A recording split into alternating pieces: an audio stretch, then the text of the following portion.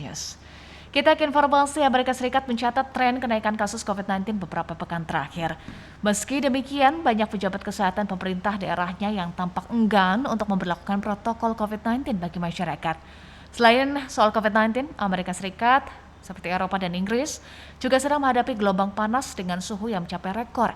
Pemerintahan Presiden Amerika Serikat Joe Biden mempertimbangkan pemberlakuan status darurat iklim di Amerika.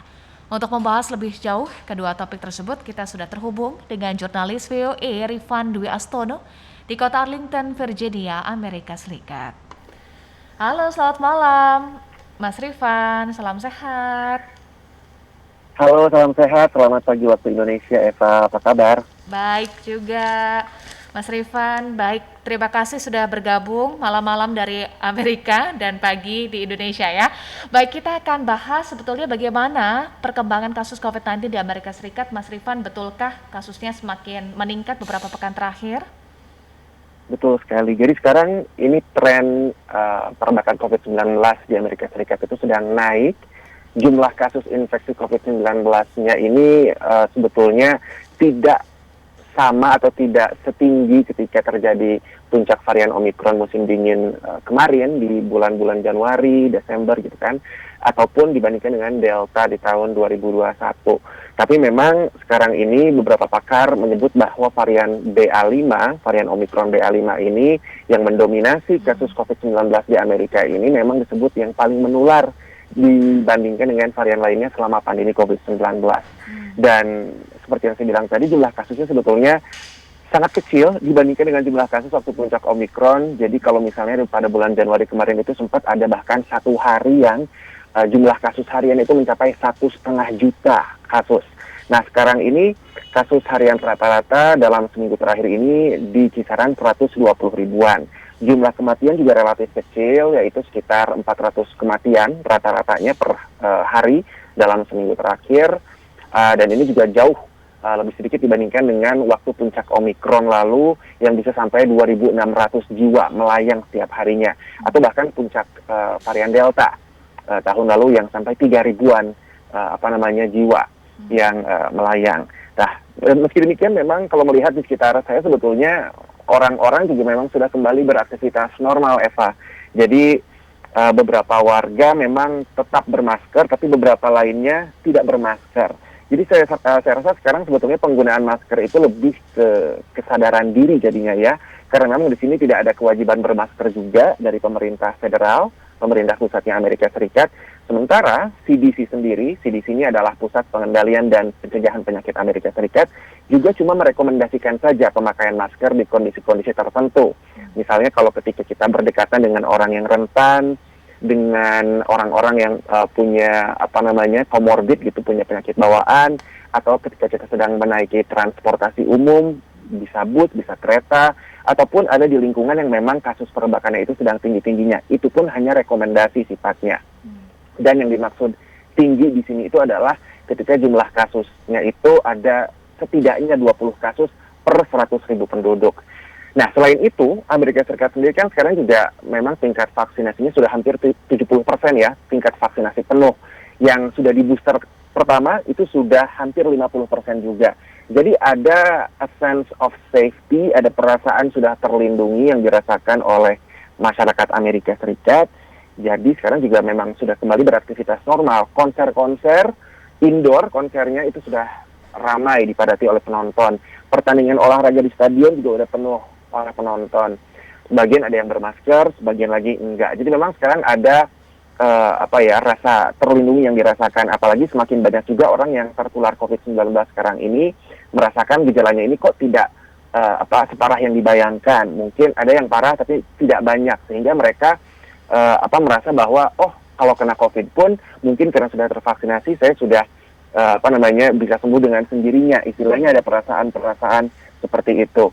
Apalagi memang sentimen yang sama juga disampaikan oleh pejabat Amerika Serikat. Dalam hal ini pejabat kesehatan, yaitu ada Anthony Fauci. Dia ini adalah wajah pemerintah Amerika Serikat selama menghadapi pandemi ini, yang juga adalah pakar penyakit menular dan sekarang jadi kepala penasihat kesehatannya Biden, yang bilang bahwa meskipun kita tetap harus waspada di tengah pandemi ini, kita nggak bisa nih membiarkan pandemi mengganggu kehidupan kita sehari-hari. Dan ini pun kemudian diaminkan jadinya oleh banyak juga pejabat kesehatan di pemerintah negara bagian atau pemerintah lokal. Dan sekarang ini membuat pemerintah negara bagian dan lokal melihat kenaikan kasus sepertinya enggan untuk memberlakukan lagi protokol kesehatan yang mungkin sebelumnya sempat diberlakukan dengan ketat dan juga dengan meluas. Kurang lebih seperti itu Eva perkembangan saat ini. Baik, seperti yang tadi disampaikan oleh Mas Rifan, pejabat kesehatan Amerika Serikat tampaknya enggan kembali menerapkan protokol kesehatan yang diikuti oleh pemerintah lokal. Nah, alasannya apa saja selain tadi ada perasaan sudah terlindungi dan juga tingkat vaksinasinya sudah 70%?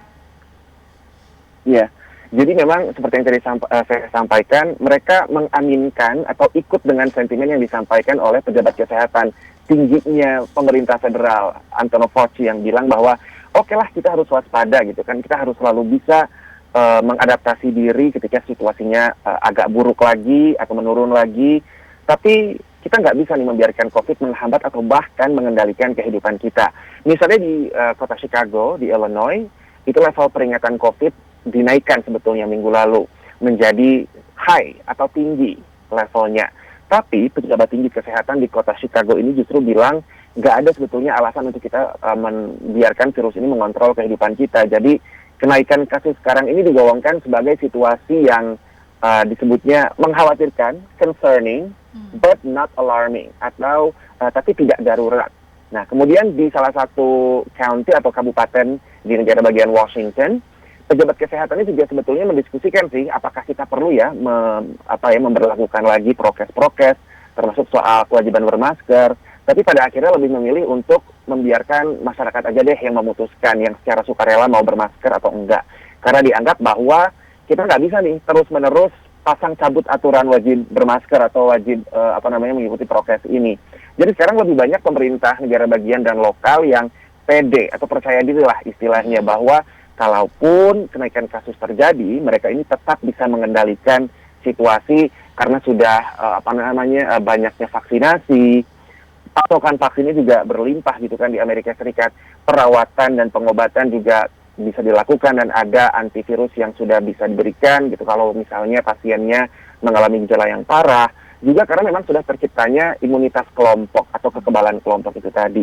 Dan beberapa pejabat mengaku baru akan menerapkan lagi nih prokes-prokes misalnya bermasker atau jaga jarak dan lain sebagainya kalau memang tingkat opname atau tingkat keterisian rumah sakit ini sudah tinggi dan situasi sudah tidak bisa ditangani lagi oleh tenaga kesehatan. Jadi itu salah satu yang jadi syarat oleh sebagian pejabat pemerintah lokal di Amerika Serikat.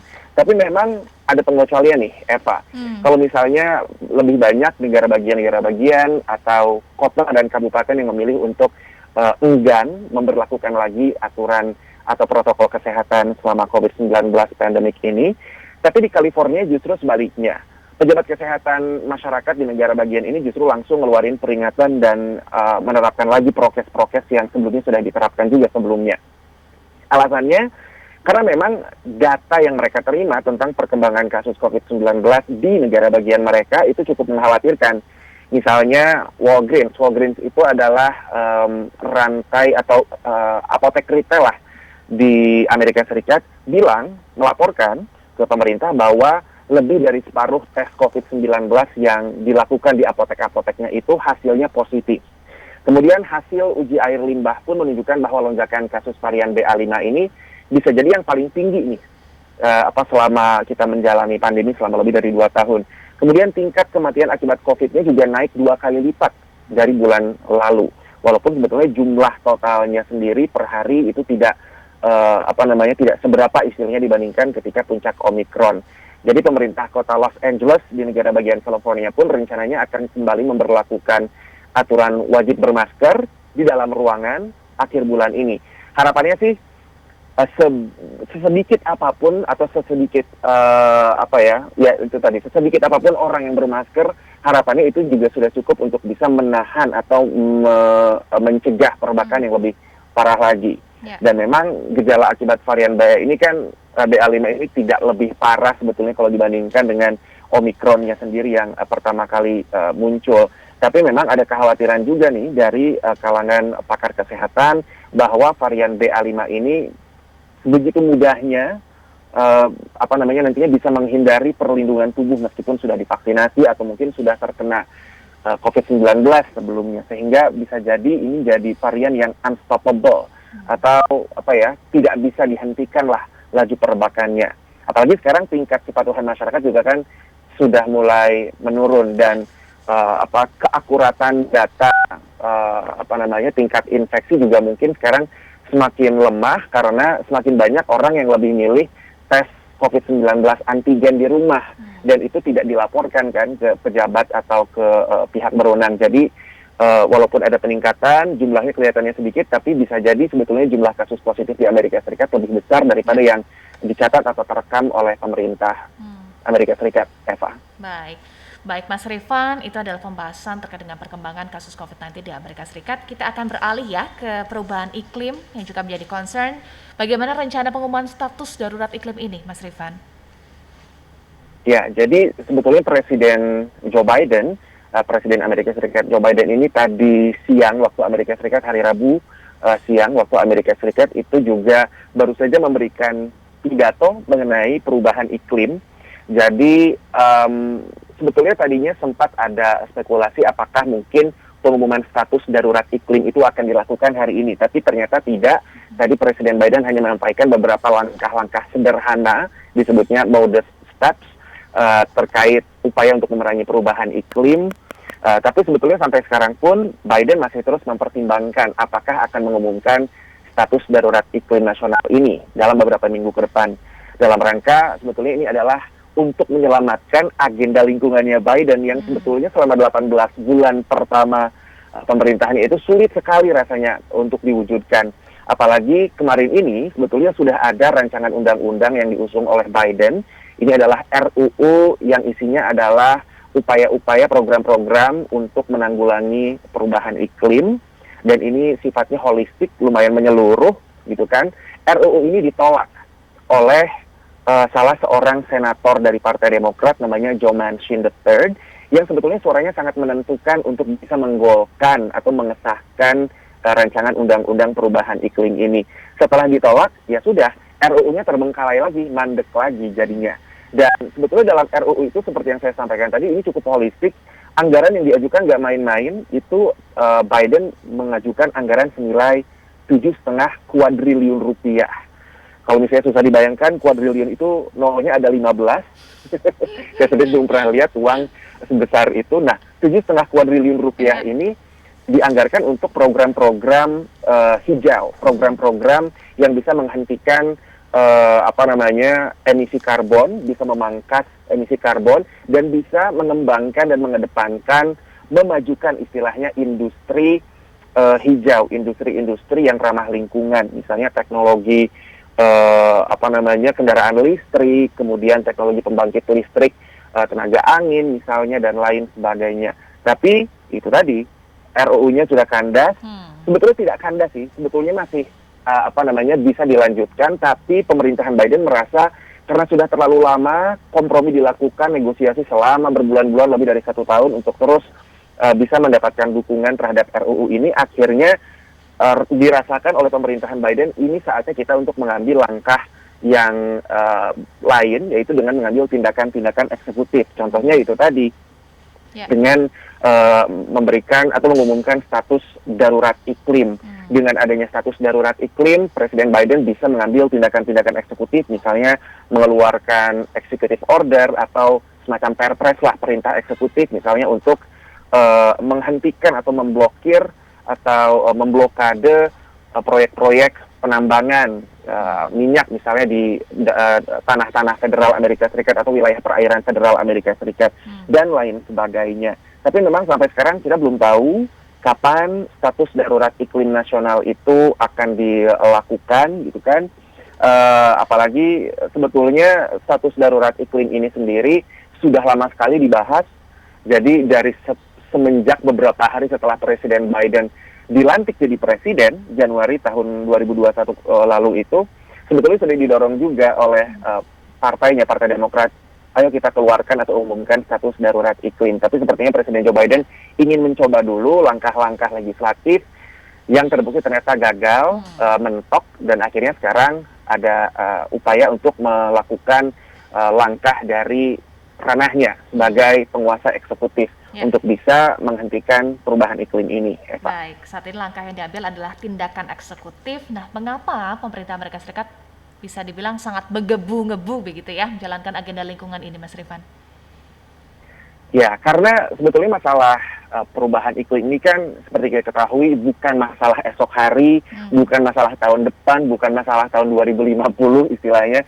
Ini adalah masalah saat ini. Jadi kalau kita ibaratkan seperti hujan ini udah basahnya bukan cuma di teras, tapi sudah banjir masuk ke dalam rumah kita sendiri.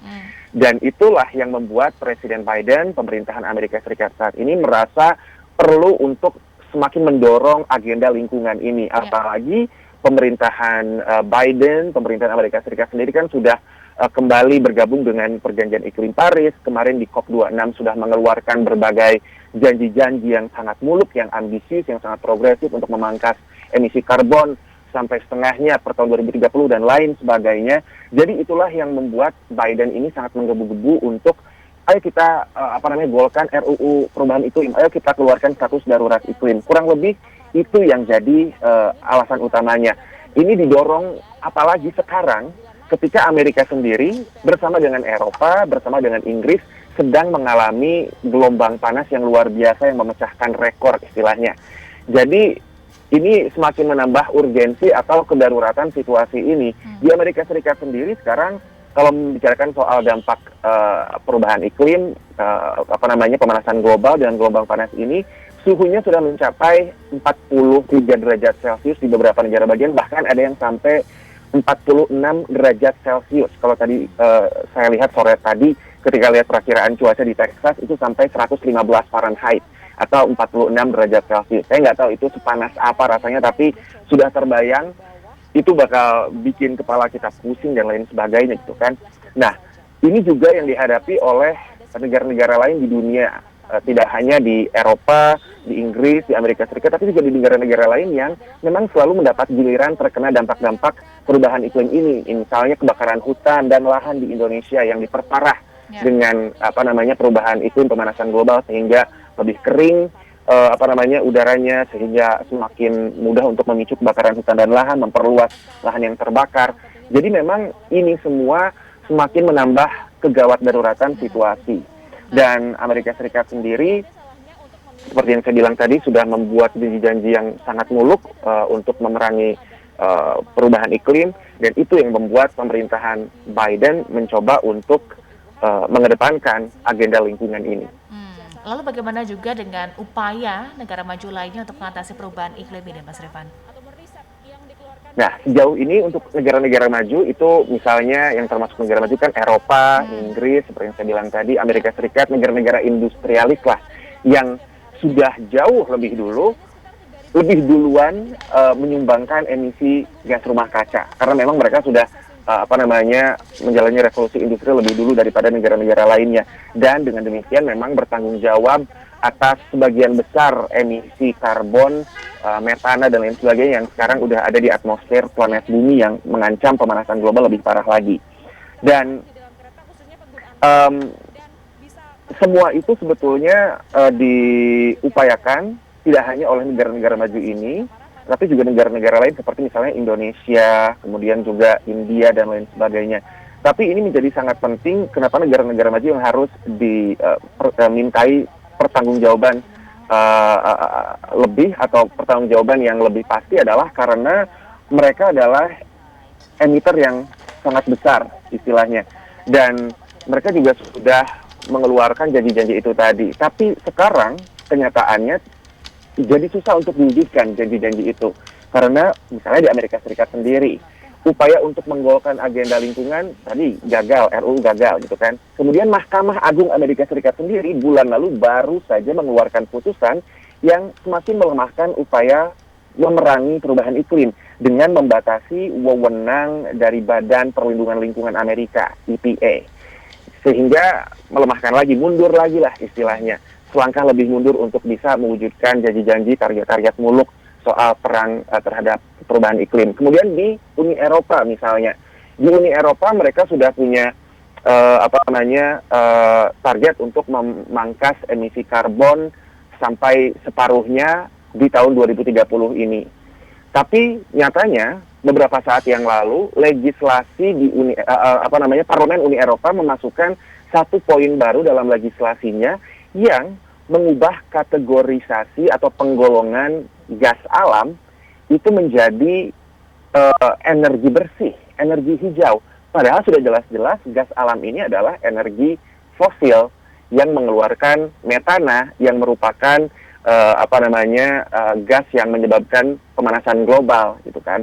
Jadi ada kemunduran-kemunduran yang terjadi di kedua belah dunia ini, di Eropa maupun di Amerika Serikat. Lebih-lebih lagi di Eropa ini sekarang setelah terjadinya invasi Rusia ke Ukraina, Eropa yang sangat bergantung pada impor gas alam dari Rusia sekarang ketakutan karena Rusia sendiri setelah disanksi oleh Eropa dengan begitu banyak sanksi ekonomi, balas dendam istilahnya dengan membatasi dan bahkan akan menghentikan pasokan gas alam ke Eropa. Eropanya ketar-ketir, akhirnya tadi dilakukan perubahan status gas alam jadi energi bersih dengan logika jadi bisa membuka proyek-proyek gas alam baru yang bisa memasok energi ke benua mereka. Padahal sebetulnya logikanya ketika mereka dihadapkan pada pilihan, gas alam nggak bisa didapat dari Rusia nih. Apakah kita mungkin perlu menggenjot produksi energi bersih yang memang sudah sejalan dengan komitmen kita untuk memerangi perubahan iklim ya? Atau pilihan keduanya yaitu tadi, ya udah kita cari pasokan gas alam baru deh dari negara lain. Ternyata yang dipilih adalah pilihan yang kedua itu tadi, yang kembali ke gas alam, bukannya ke energi bersih. Jadi ada kemunduran-kemunduran yang terjadi dalam upaya untuk memerangi perubahan iklim di kalangan negara-negara maju. Jadi nanti kita harus selalu pantau apakah target-target yang sudah dicanangkan oleh semua negara-negara maju ini, juga negara-negara lainnya di dunia termasuk Indonesia bisa diwujudkan, karena lagi-lagi yang patut digarisbawahi, yang mungkin juga luput dari banyak benak masyarakat, bahwa perubahan iklim ini dampaknya bukan dampak yang akan kita rasakan beberapa saat lagi atau masih dalam hitungan tahun, tapi ini adalah dampak yang sudah ada di sekeliling kita saat ini. Kurang lebih seperti itu, Eva. Baik, kita pantau bersama ya bagaimana komitmen semua negara untuk mengatasi perubahan iklim. Baik, terima kasih Mas Rifan sudah bergabung bersama kami di Morning Traffic. Salam sehat selalu ya Mas Rifan di Arlington, Virginia, Amerika Serikat.